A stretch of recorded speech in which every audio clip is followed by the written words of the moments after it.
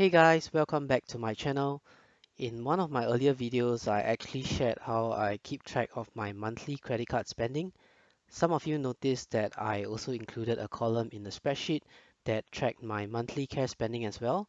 And I've received a couple of questions on how I actually go about keeping track of my cash spending.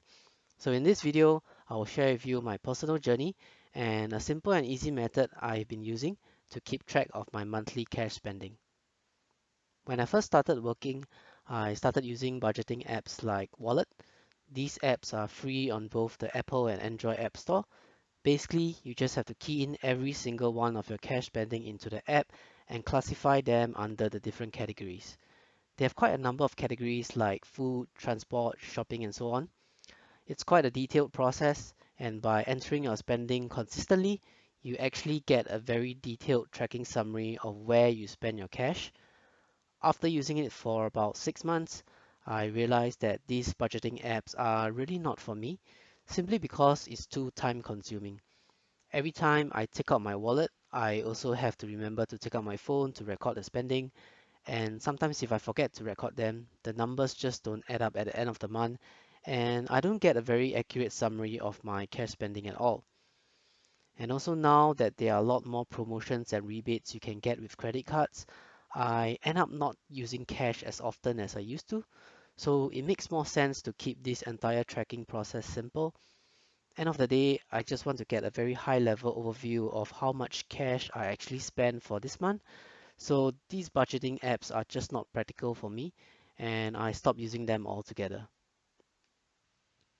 The process I'm currently using is pretty simple and straightforward. I only spend about 5 minutes at the end of every month tracking my cash spending. So as a simple illustration, I have two columns here. The first column is the cash I have on hand in my wallet. Let's say it's $180.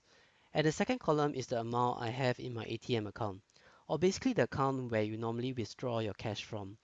In this case, I have $1,000 in my ATM account. So let's say this is what I have at the end of the month on the 31st of December. So when I start doing my accounting for my spending for the month of December, I will just top up my ATM account such that the sum of the cash I have in my wallet plus the ATM account is $1,500. So in this case, I will have to top up $320 to my ATM account.